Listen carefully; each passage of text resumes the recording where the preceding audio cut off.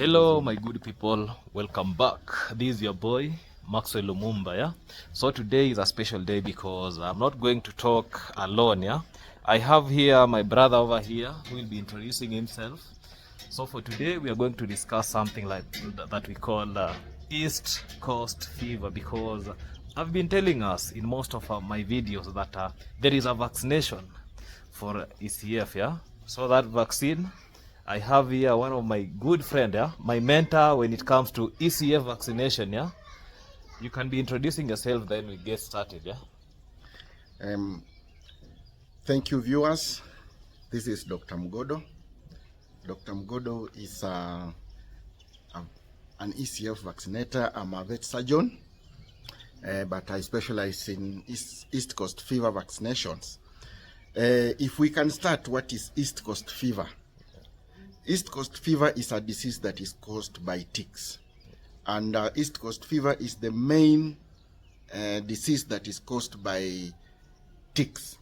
So the reason why we dip, the reason why we don't want to see ticks on our cattle, the reason why we don't sleep because of ticks is mainly because of what the tick brings.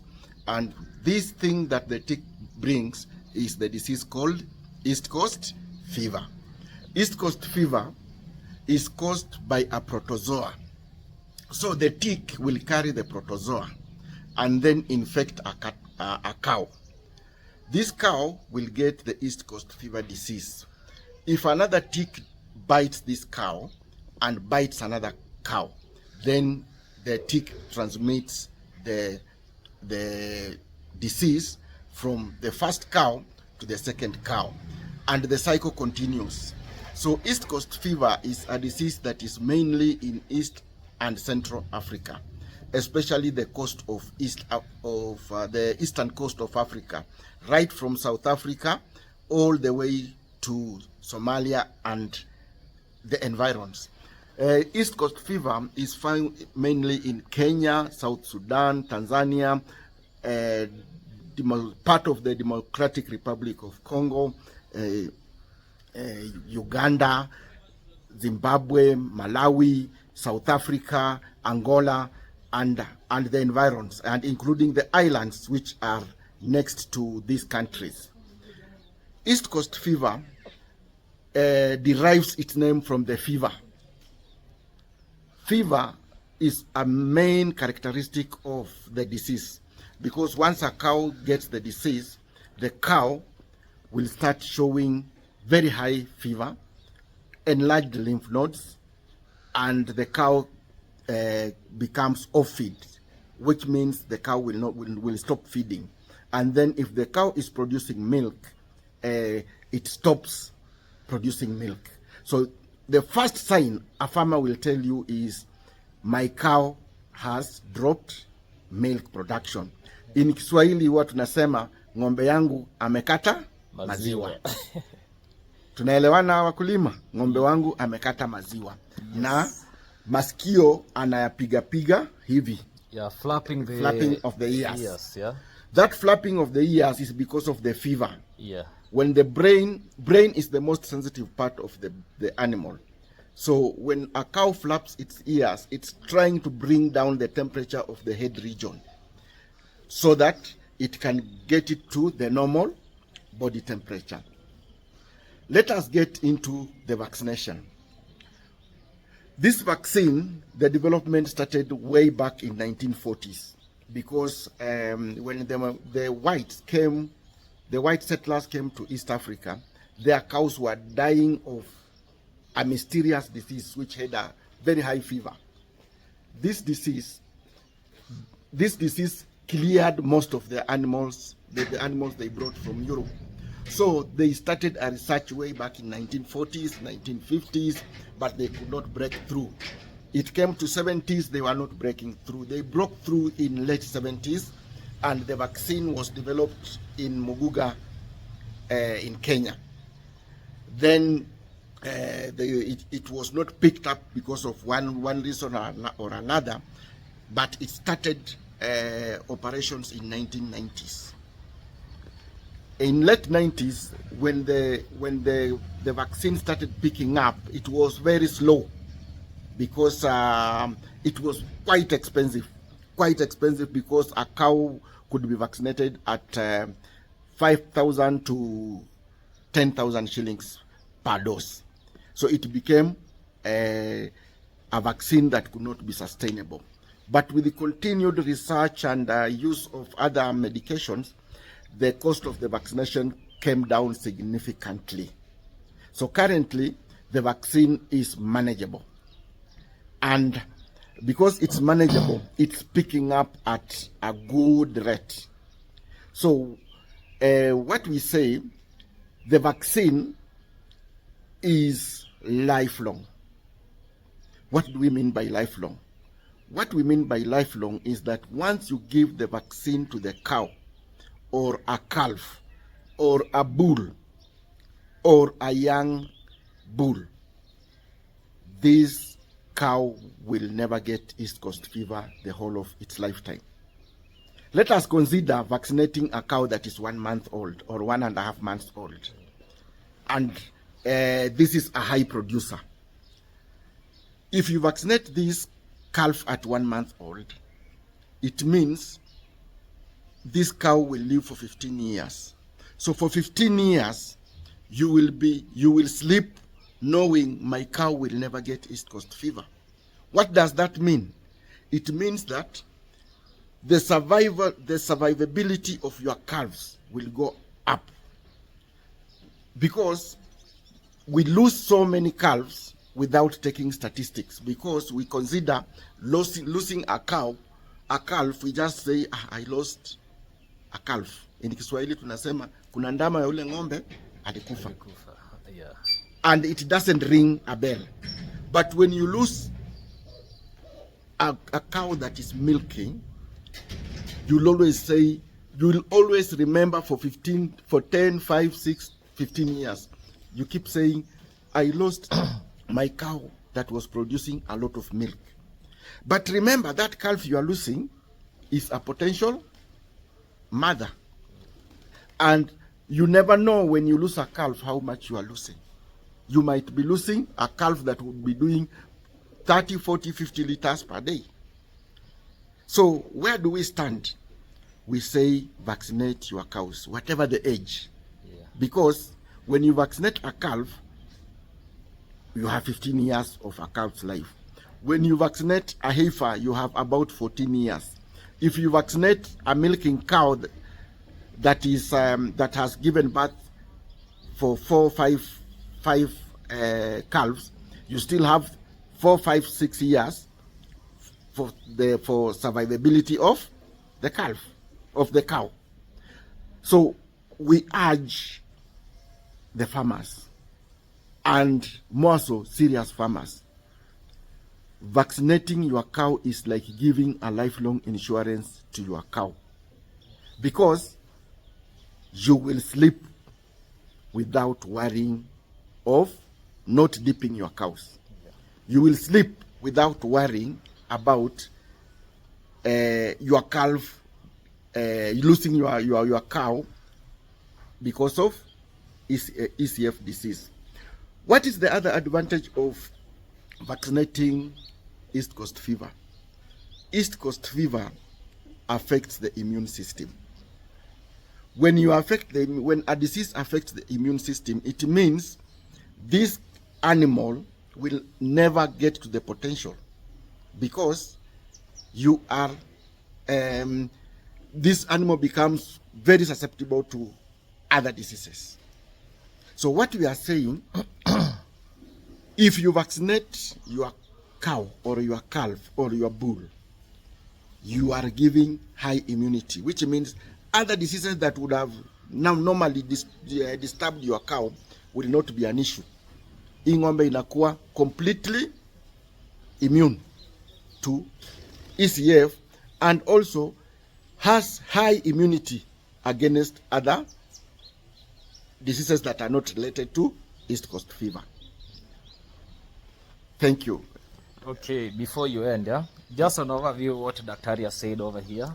You have heard that actually the ECF is being caused by protozoa, and to be specific, we call that the brown ear tick.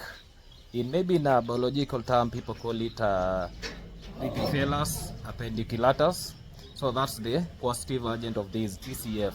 And you have heard the bacteria say that once your animal has been infected, let's say you're affected by this ECF, the immunity goes low. So that means that some opportunistic, let's say diseases or bacteria or what, there is high chances of causing more harm to your animals. Yeah.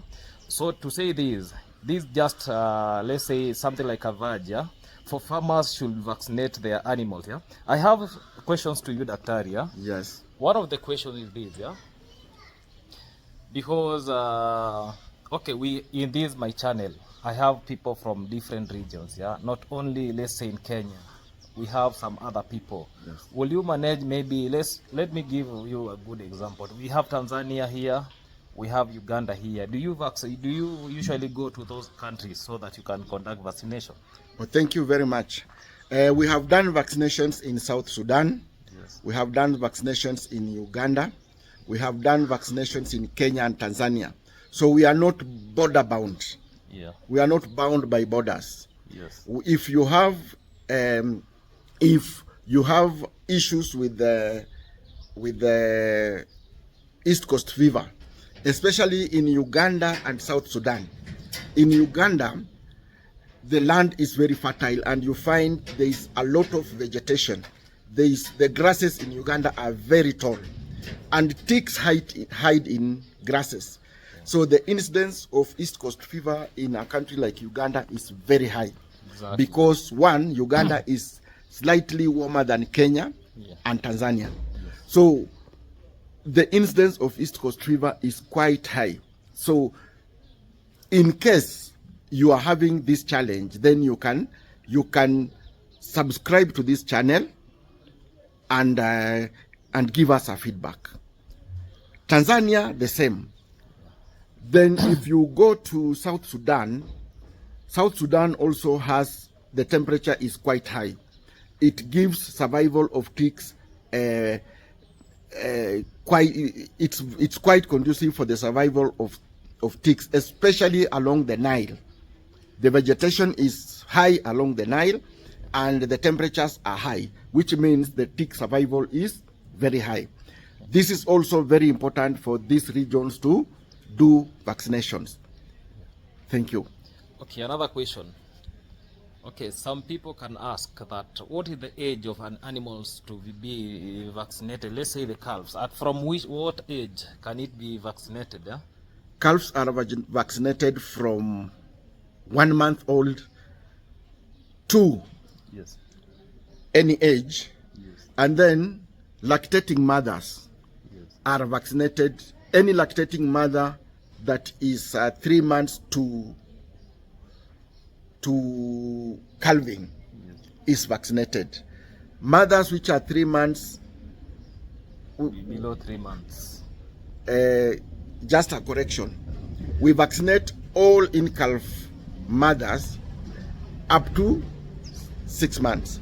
Yes. Mothers which are 3 months to calving, we don't vaccinate because we give them time to develop their calf. Then when they give birth, we vaccinate after they have given birth. So that we vaccinate the mother plus the newborn. The newborn. Yes. Okay. I was seeing that, something like ECF vaccination. Not all vets do ECF vaccination. Is it a special vaccination because it is something procedural? Yeah, you can be telling us why a lot of veterinarians are not doing this ECF vaccination, and others. Okay, I can't say that they don't have knowledge. Yeah, they don't want to vaccinate people's animal. What's the reason? East Coast fever vaccination is a special type of vaccine because East Coast fever can be equated to the malaria vaccine in humans. East Coast fever, you infect and treat a cow. So in giving the vaccine, we need a lot of training, thorough training, so that you don't go wrong when you are doing it. Because if you go wrong, then the vaccine might not work, or the vaccine might be harmful to the host. Okay. So not every vet is capable of vaccinating against East Coast fever, because many of them are not trained. And there are quite a number of vets. We can give you contact in case you are interested, so that when you want to vaccinate and we are not available, then we can refer you to somebody who can vaccinate. Yeah, okay. Another question. How many strains of vaccines do we have?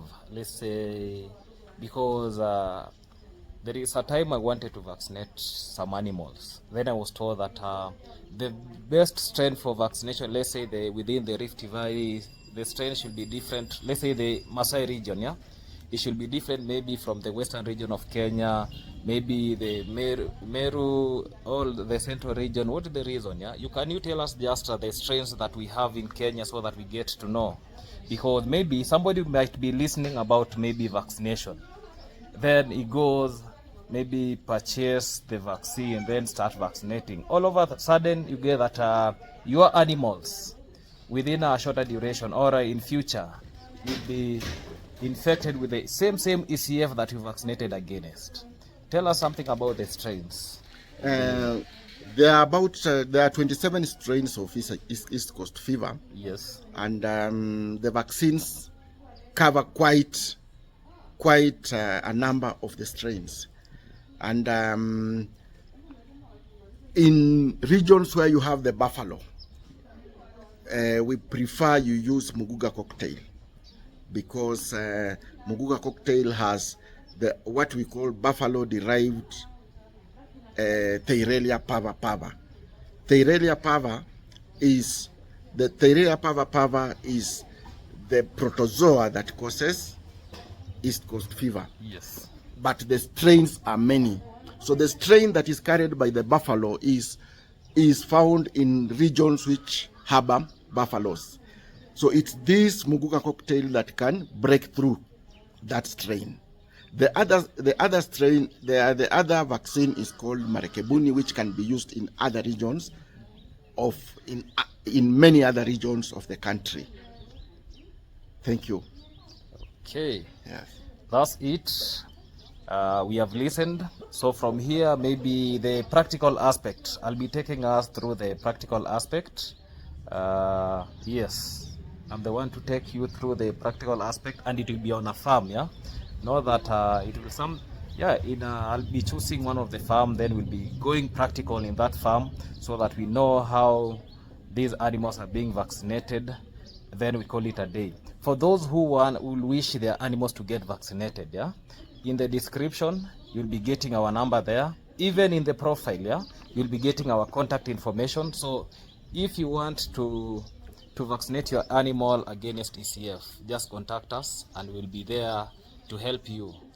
And okay, just this is a question maybe about the government, yeah, because to me, I tend to think that let's say, for example, yeah, in Kenya we vaccinate a good number of animals, or almost all animals. Can we not eradicate this ECF thing? If we vaccinate all animals in Kenya, yes, and revaccinate, yes, after a year, yes, those which were born, yes, it's possible to reduce the Theirelia pava load in the ticks. So we will slowly bring down the disease. It might not take one day or 2 days or 1 year. yes, Just like smallpox, yes, in humans, it did not take 1 day to eradicate it. yeah. But if we vaccinate all animals year after year, in a few years, we will say goodbye to Theirelia pava. Okay. Is there maybe an initiative that our government has put in place so that it can be helping farmers maybe when it comes to ECF vaccination? So far, there is no much initiative, Yeah. but we urge the government can look at it and see what it can do Exactly. to uplift the the health of the herd. Yeah, because through maybe be talking to farmers, yeah, they are really saying that one of the most expensive disease to treat in this animal sector is the ECF. Am I right? Yes. Yeah, because even the drugs for ECF, they are very expensive. Yes. Yeah, so that means even I think vaccinating your animal is even cheaper than treating that animal. Yes. And remember, you give that that animal a lifetime Vaccine. cover, let's say the vaccine against the ECF. Yeah, you just vaccinate once, and your animal will be immune against that ECF, the protozoa itself. Yeah. Any thankful note before we end this conversation, because from here me I'll be going to, you can be giving them your number so that whoever needs ECF vaccination, yeah, will be contacting you directly. You can reach him or you can reach me. Dr. Magodo, just give them your number. This is Dr. Magodo Abraham. Yes. My number is Kenyan number Safaricom. Yes.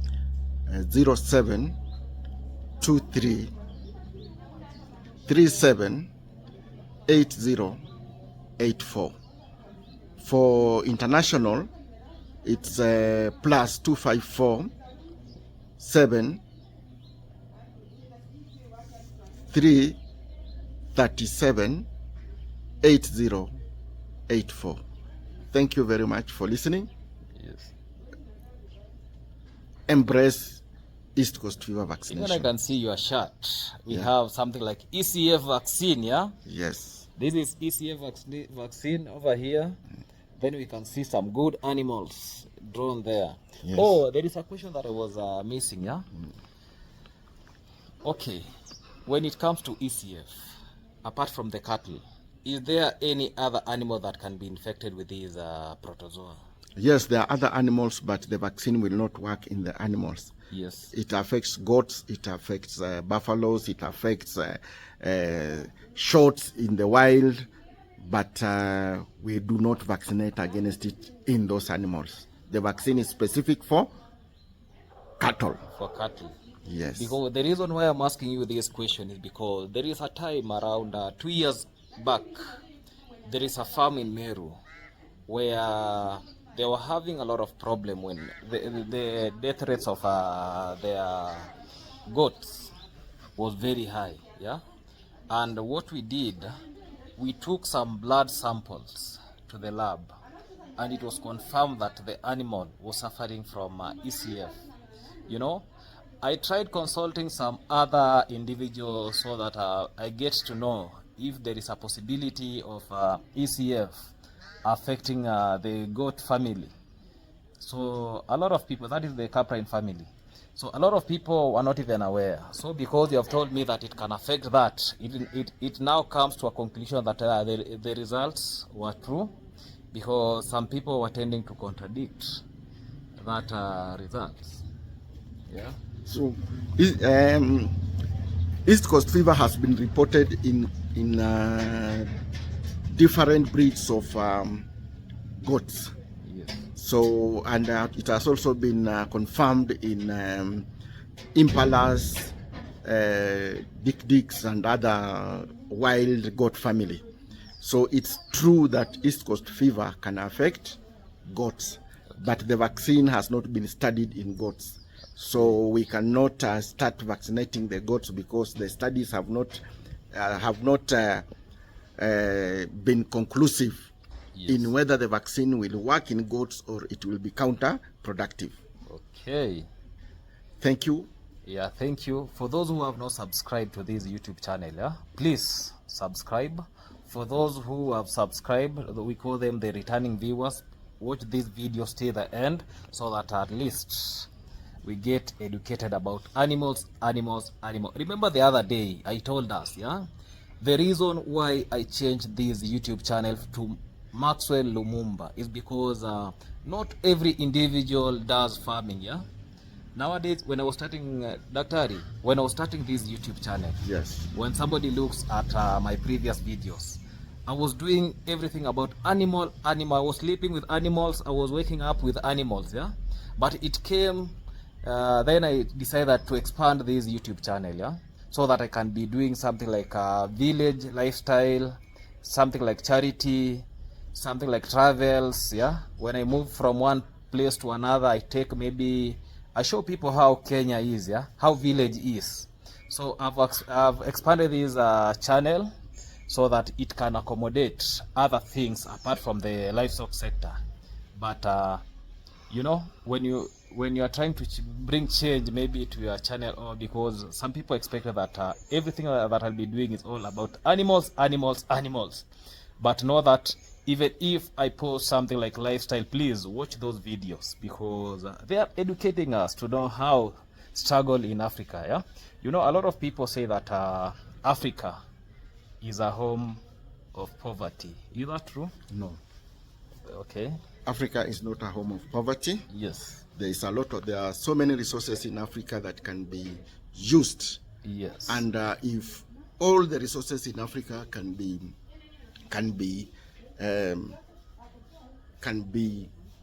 used to their potential, then Africa will become one of the richest continents in the world.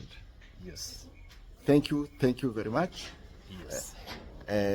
I'm very grateful, Daktari. Yes. Because the practical aspect, I'm going to train us. Okay. The practical aspect, because what we know about the vaccine, we have the vaccine itself, which will be stored in the nitrogen tank. Then we have the diluent that should be in the ice. Apart from that, we have the other different thing, because you heard Daktari saying that this is the only vaccine, let's say, when it comes to animal, yeah? You infect the animal, then you treat. That we are going, okay, I say that we are going to do the practical aspect of this vaccination. So Dr. Migodo will be showing us how to make this vaccine. And then from here, we'll be going to the farm setup, yeah? And here we go. So this is the diluent. Okay. The diluent is deep frozen. Yes. Okay. The diluent is deep frozen. Yes. And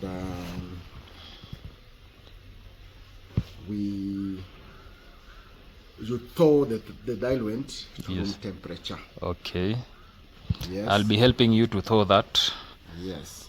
Okay. So you can thaw by holding it in your arm, because your arm has a higher temperature than the diluent.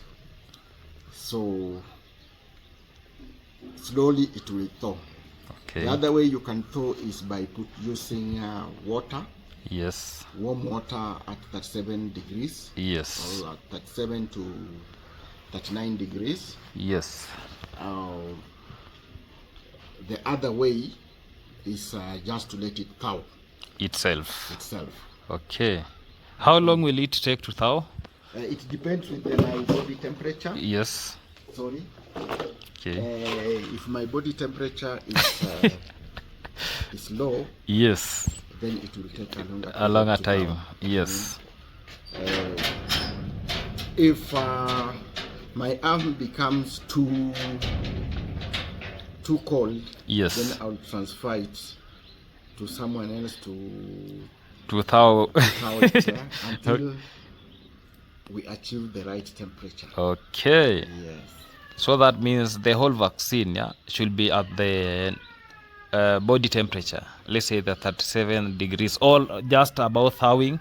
Then after thawing, yes, we need the vaccine to be around 20 okay, to 25 degrees. Because if you bring it up to the body temperature, the protozoa will become live. Okay. Yes. Okay. Wow. So it's thawing. Wow. You see, it was. Yeah, it is now thawing. You can see some pieces of some water. Yes. Yes. So we keep thawing. Yes. Yeah, and a special thing that the way we highlighted, yeah, I can see the diluent, you removed it from ice. Yes. Okay. So cold this chain diluent will be transported. It's kept at freezing temperature. Yes. But when you transport it in ice. Yes. Yes. So that means somebody should maintain the cold chain. Yes, we must maintain the cold chain. Okay.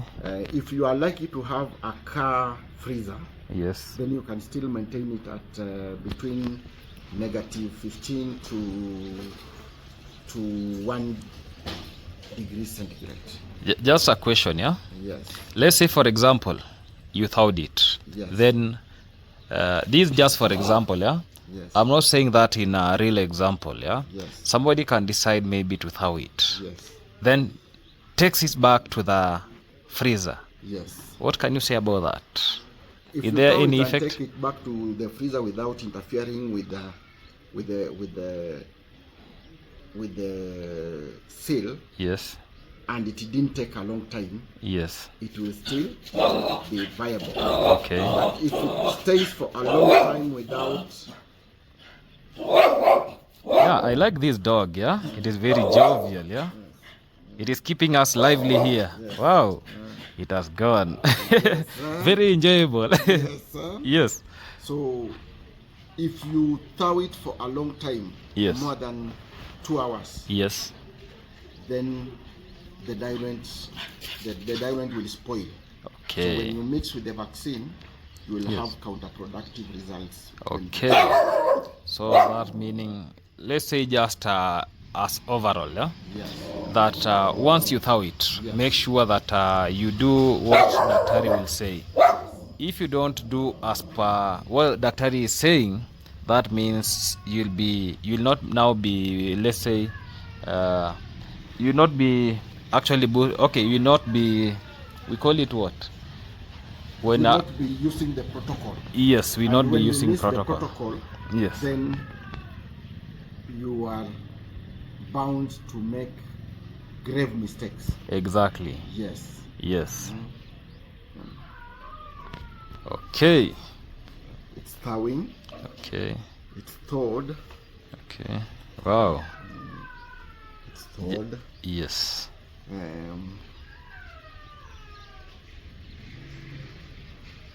We still thaw. I'm still. You remember?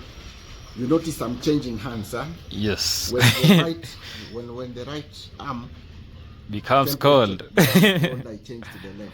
Yeah. When the left becomes cold, I change to the right. Yes. Okay, I can be helping you to thaw it because I know from this there is another thing we are supposed to thaw. So we have this. This is the stabilet. Yes. This is where we carry the vaccine. This is Exactly. a liquid nitrogen tank. Yes. The temperature here is -167 degrees centigrade. Yes. So that is where we keep the vaccine. Yes. And this vaccine, if you maintain the cold chain, if you maintain the liquid nitrogen in this tank, Yes. this vaccine can be kept for more than 100 years. Wow. Just as long as you maintain, maintain. the cold chain here. Yes. So it means like semen Yes. or like any other live material. Yes. If you keep in liquid nitrogen, it can stay for as many years as Possible. possible. Okay, it can has go already beyond a thawed. lifetime. Yeah. Yes. Yes. Bado kidogo. Yes. Okay. So this is for how many animals? this is for 10 animals. 10 animals. Yes. This is for 10 doses. Yes. And But- it has thawed. Yes. You can see. Yes. So yeah, It's now water. yeah, it is like So water. once it has thawed, Yes, you maintain the cold chain, yeah. yes, we maintain the cold chain. Then you remove. Okay, there is somebody who told me that there is a time that we were having single dose of ECF vaccine. Yeah. Is there single doses? There are no single doses for East Coast fever Yes. vaccination. Yes. You see, this is very cold. When you expose it to the air, Yes. it automatically reacts. Exactly. Yes. So that is the stabilet. Yes. And how are we doing it? So So this is a 10 dose. Yes. With tau. Yeah. From negative 168 to almost 20 degrees. Exactly. Yes.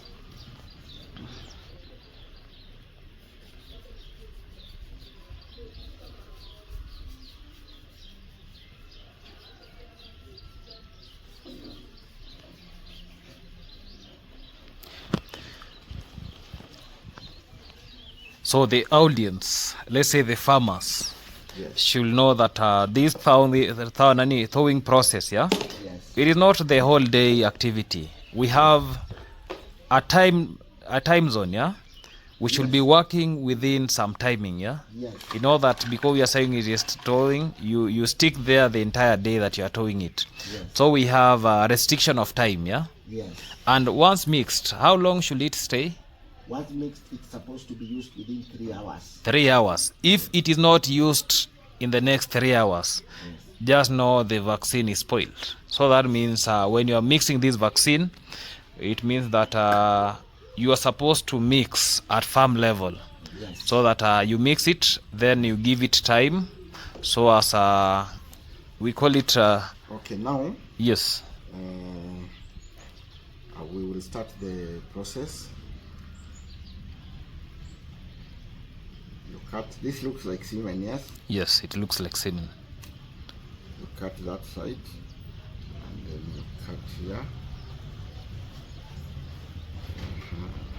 Then you remove this,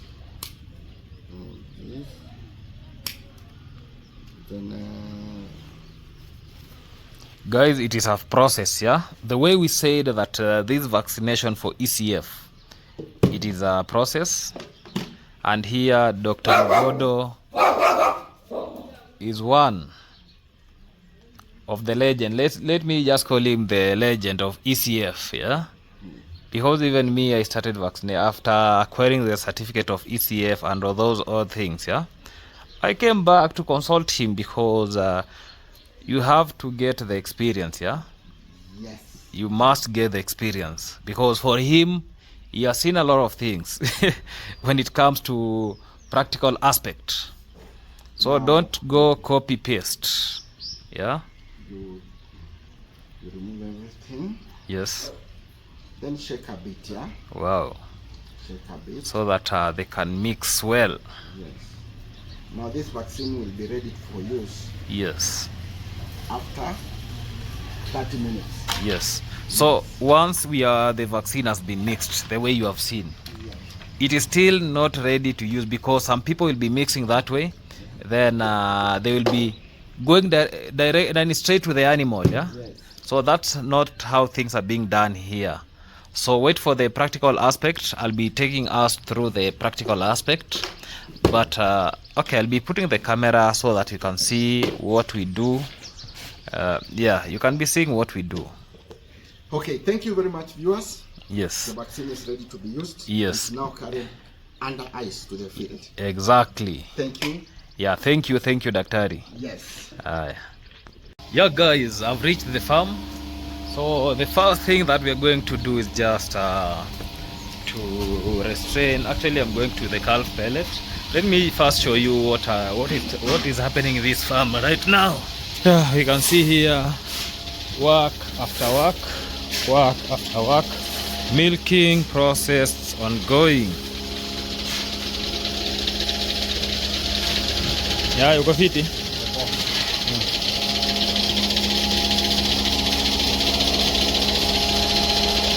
You can see milking process ongoing. This is machine milking.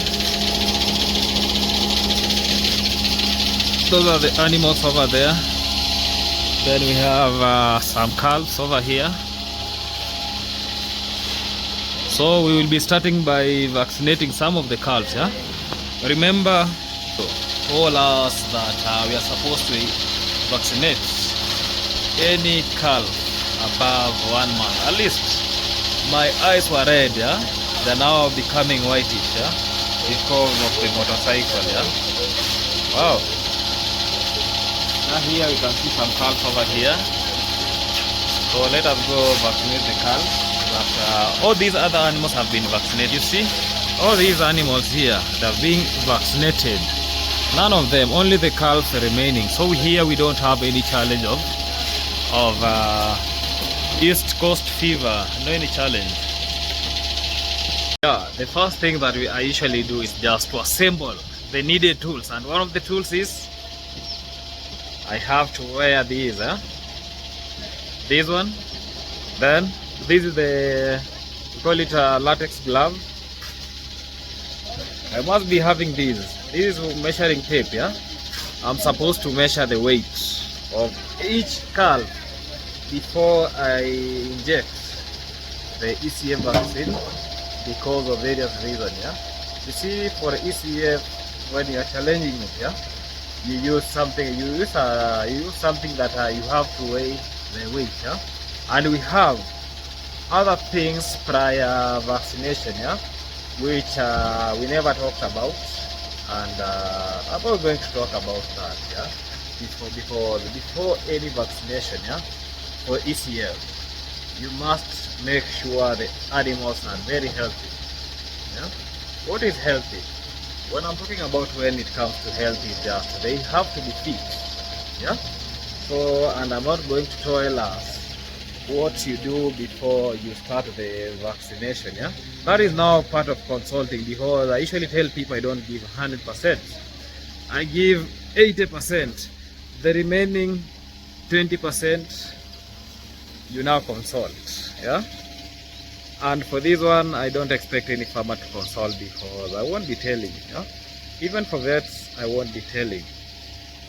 Yeah, I won't be telling this, but at least the major part, people have been trained, we have been taught, because that's what I could do. Yeah, training us, then that was much important thing. Yeah, when it comes to treatment, those other things. Yeah, you leave now vet to do their work. Yeah, leave the vet to do their work, call a vet so that the vet will be attending to your farm. Yeah, so here are our patients. Yeah, you see, like these ones, calves here, they have been vaccinated against ECF. We have the ECF vaccine, that small ear tag over there. Then we have that one, that is ECF vaccine ear tag. Even those one has ear tag, ECF ear tag. But when you look at the other chamber over there, we don't have tags for some calves. So those ones are the calves that are going to attend. So I have to get somebody to restrain the animal, the calves. Then I proceed from there. So I won't be telling us the dosage and any other thing, because it is against, and that's the way things are. So I'm going to start with administering the vaccine. Yeah, I'll start with that. This is the first step.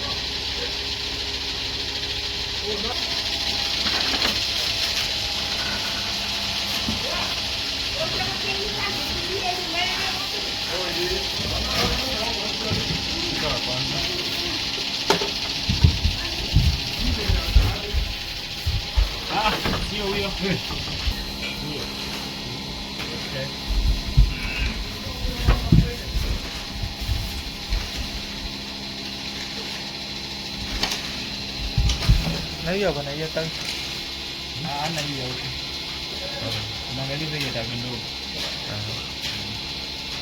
So guys, the first step, taking the measurement.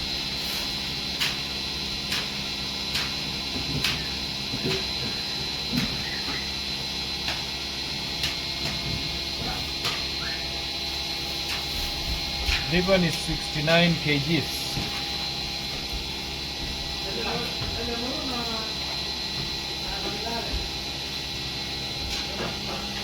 Huko wapa tupa ng'ombe.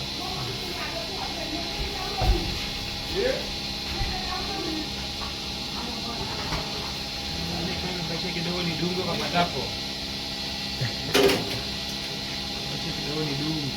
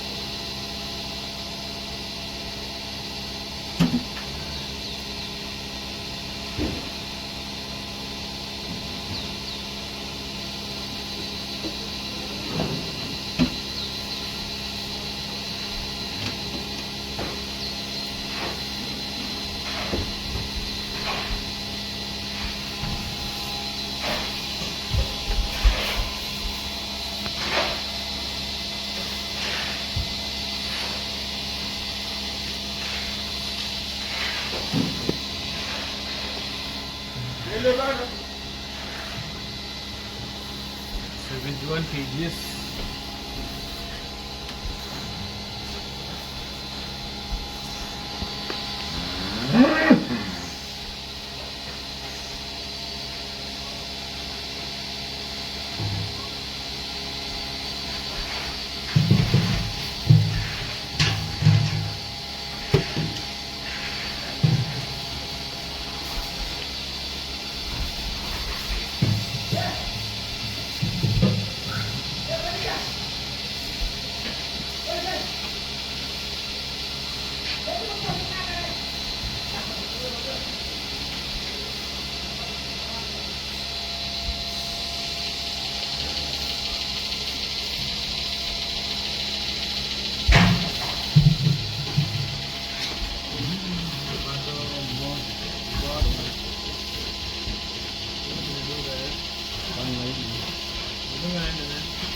Kama bado ni bado wingi. Bado wingi. Hiyo bado sio. Bado shika huko.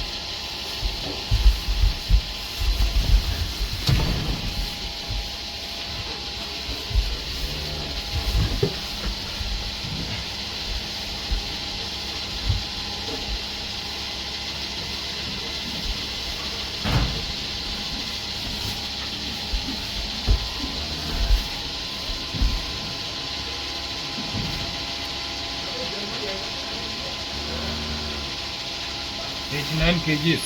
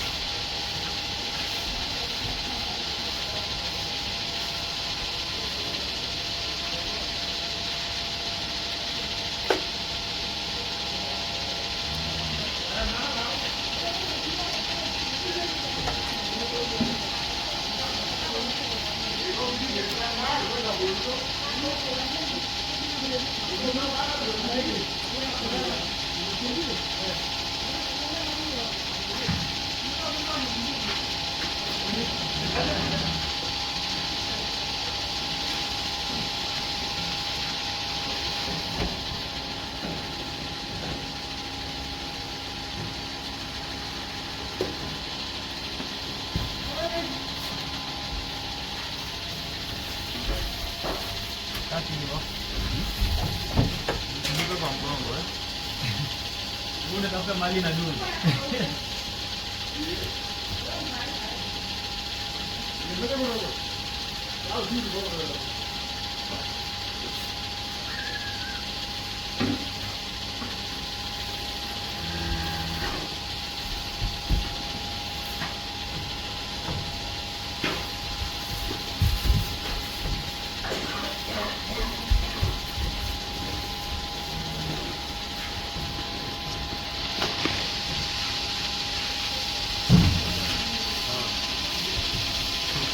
House over here. So that's actually the procedure. Yeah? For more details, yeah, just contact the number that we shared so that you can be helped. Yeah? That's enough for today. If you're not subscribed to this YouTube channel, please do, so that you can be learning. Yeah? Thank you for now. Let's meet some other time. Bye.